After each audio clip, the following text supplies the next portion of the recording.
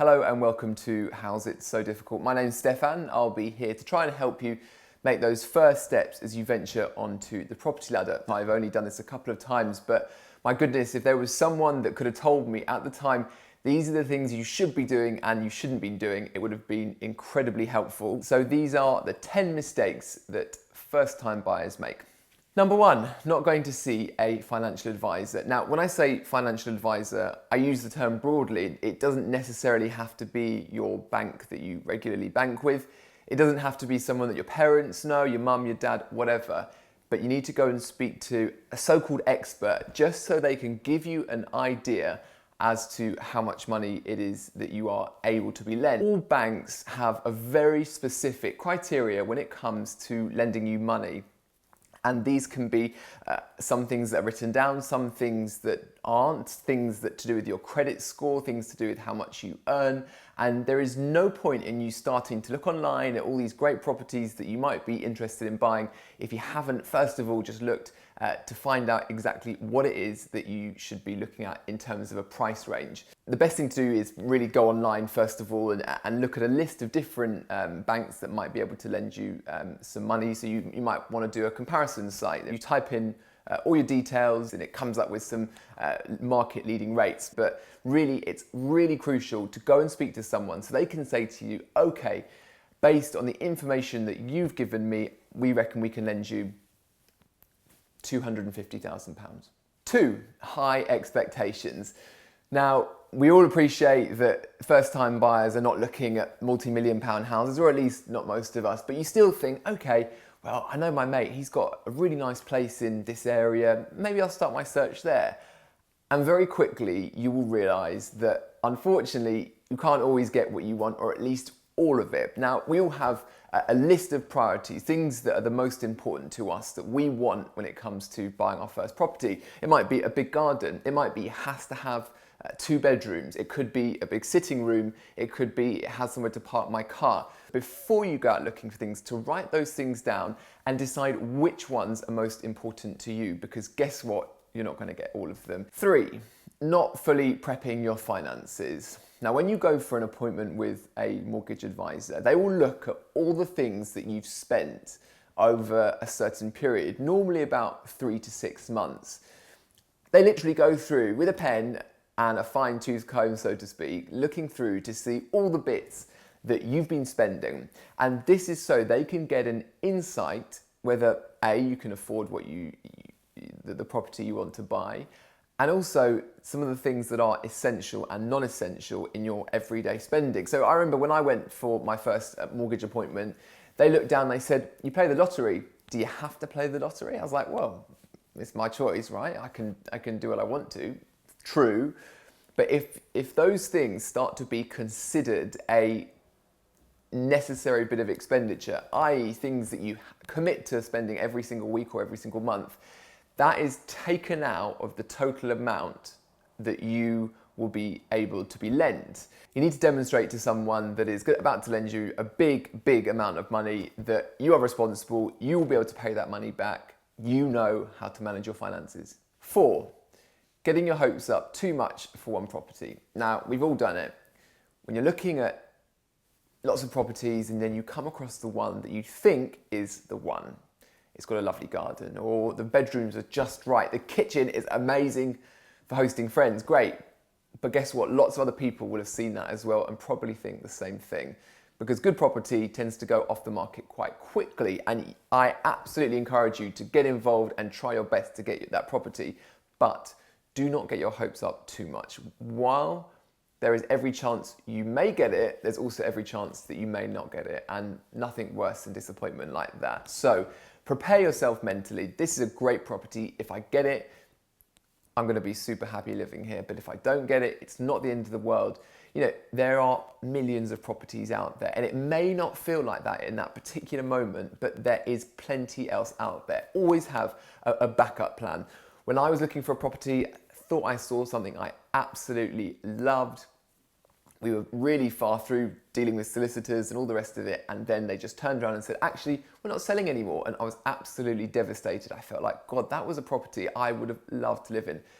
But probably 6 weeks on, another property in the same block of flats I want to live in came up, and this is the one I'm sitting in right now. Seeing potential. Now, we've all watched properties on the TV and stuff online about these amazing people that rock up to like a farm or whatever, and they turn it into this amazing 6-bedroom thing with swimming pool and so on. And you think, wow, I'd love to have my own big project like that.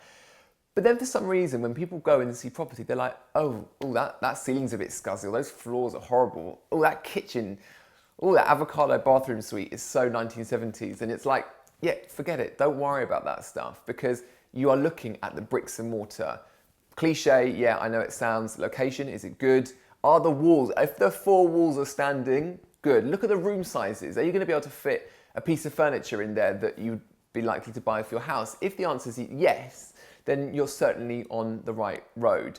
What you don't want to be doing is getting bogged down in detail like the bathroom, which can be changed, the kitchen, and you say, oh, well, you know, I can see potential, but actually loads of people can't. When they go in there, when it doesn't smell nice, when it doesn't look nice, people think this is gross, this is not for me, and that is a mistake that you want to avoid, because also, lots of people don't have any vision, and if you do have vision, then when you go and look at those properties, you've got a better chance of getting them, because more people are going to look at them and think, oh, no thanks, not for me. So definitely top tip, try and see through what there is, and you know, you never know, you may surprise yourself. 6, adding value. This is an important one for the long term as you look to try and move up the property ladder. So if you're going into a block of flats, for example, and there is everything already done for you. In other words, it's completely new, it's really fresh, got new kitchen, new bathroom. That is the convenience factor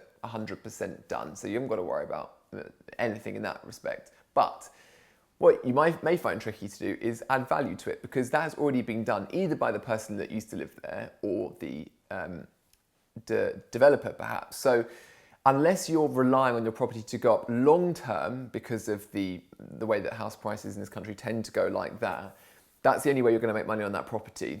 On the other hand, if you're looking at a property that perhaps is on a street that you wouldn't normally be able to afford for the newer, nicer places, but because this one is older, not as nice, maybe pebble dashed even, you have got a much better chance of adding value, because the things that you do, the cosmetic improvements you make to that property will make it much more desirable, and most importantly, add value. So when you go to sell that property on, you've got a much better chance of making a bit of money, which will then help you to make that next important step on the property ladder.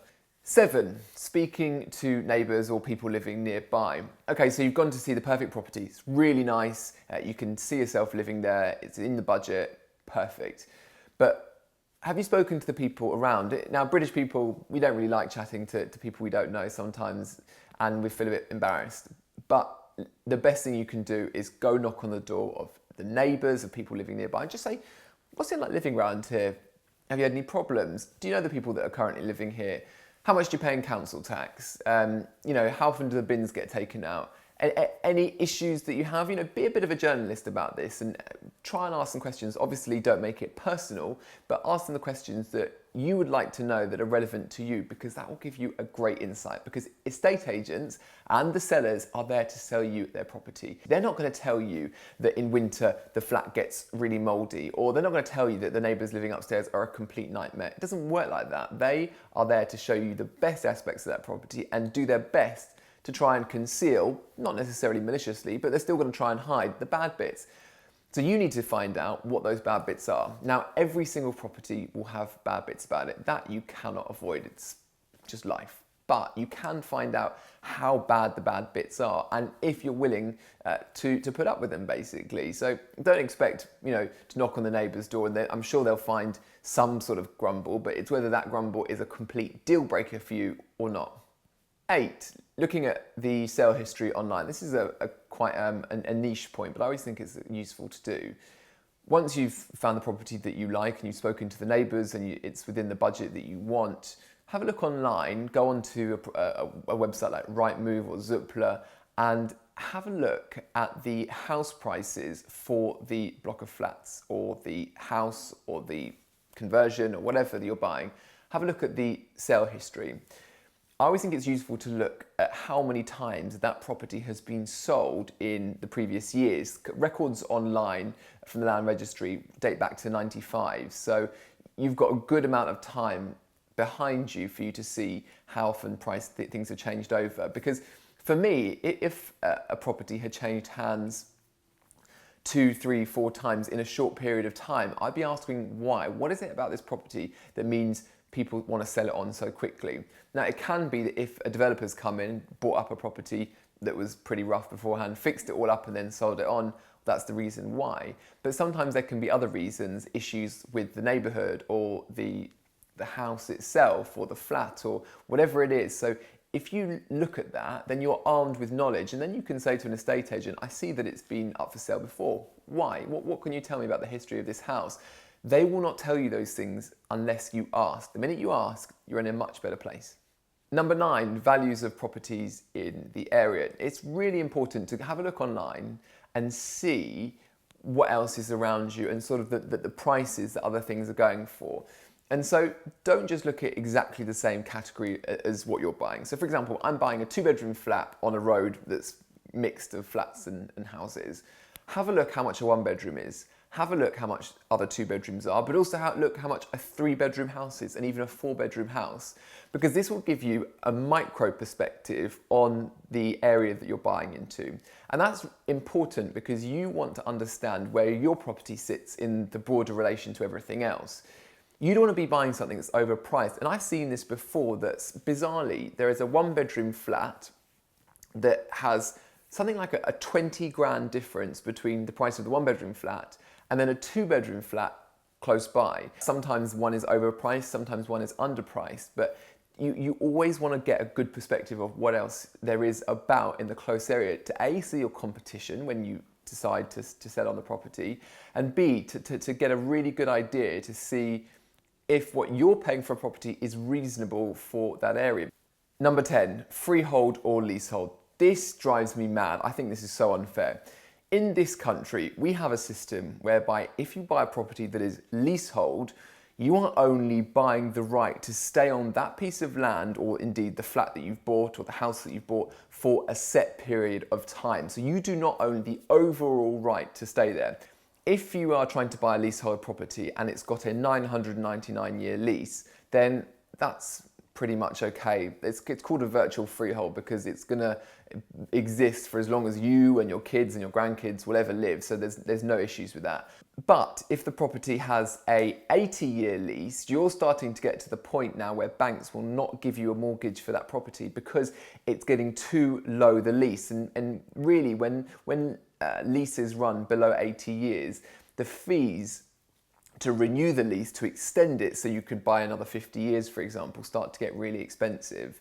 If you're buying a leasehold flat, just think about the total cost implication and how it will affect you when you perhaps come to sell it on. Because, so you've got your mortgage payment, that's one thing aside, but then you've also got the cost of paying the ground rent. This is, as I mentioned, the cost of just sitting on someone else's land, the pleasure of being there. Then you've got to pay service charge often. This is a pot of money that's allocated to things like the upkeep of communal areas, cleaning, all those sort of things. Nothing to do with the ground rent. Ground rent is for nothing. It's purely a rent that you pay to whoever owns the land. Then you've got the service charge, and then on top of that, you've got all your living expenses. So really think carefully. If you're buying something that's leasehold, can I afford it? How much will it cost me? Is this a good deal? Am I going to get ripped off by the freeholder?